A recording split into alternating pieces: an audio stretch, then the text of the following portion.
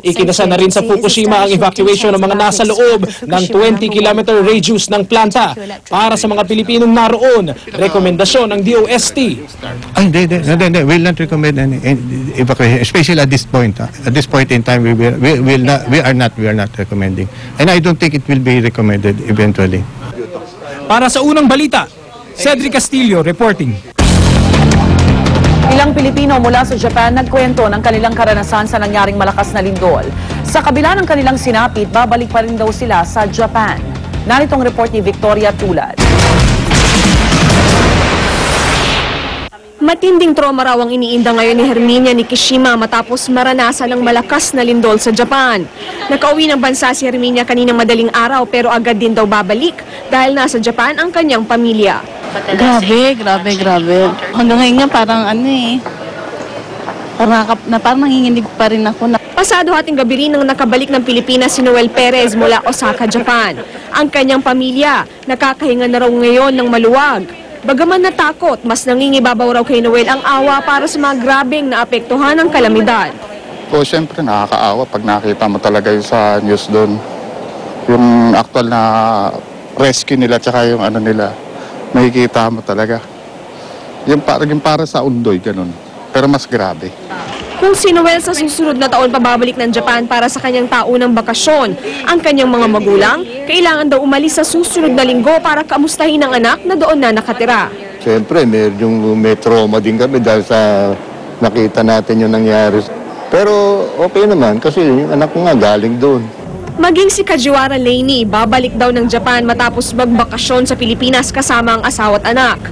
Uuwi si Kajiwara sa itinuturing niyang ikalawang tahanan ng mabigat ang loob sa inabot ng bansang 2 dekada niyang tinirahan.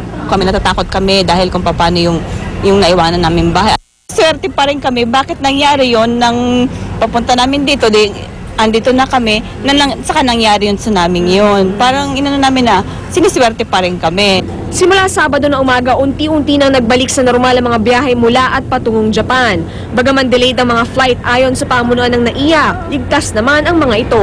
Samantala, mga kaanak at kaibigan ng mga Pinoy na pauwi mula Japan, matyagang naghihintay matiyak lamang na ligtas ang kanilang mga mahal sa buhay. Para sa unang balita, Victoria Tulad, reporting.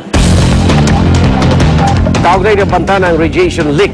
Bakasok natin live sa ating studio si Dr. Alumanda De La Rosa, ang Director po ng Philippine Nuclear Research Institute. Director De La Rosa, good morning po.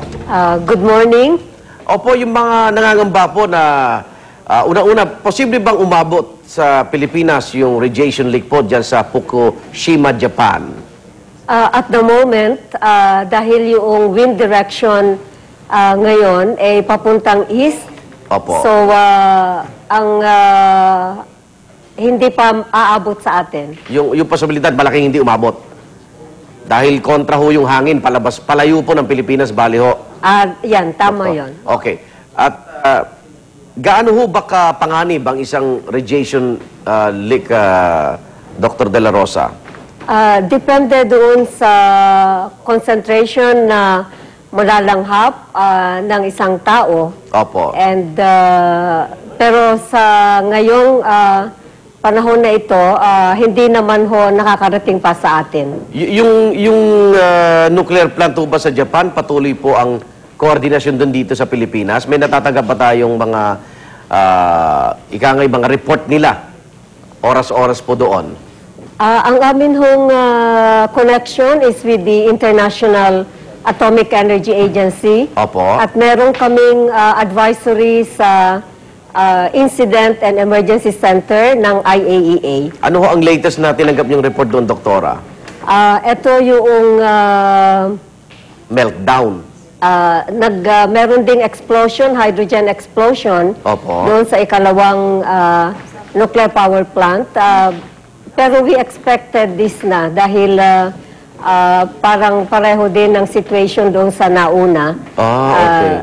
Nag-release sila ng pressure at yung hydrogen, yun ang cause ng explosion. So, hindi naman doon sa nuclear reactor itself, yung explosion. Okay.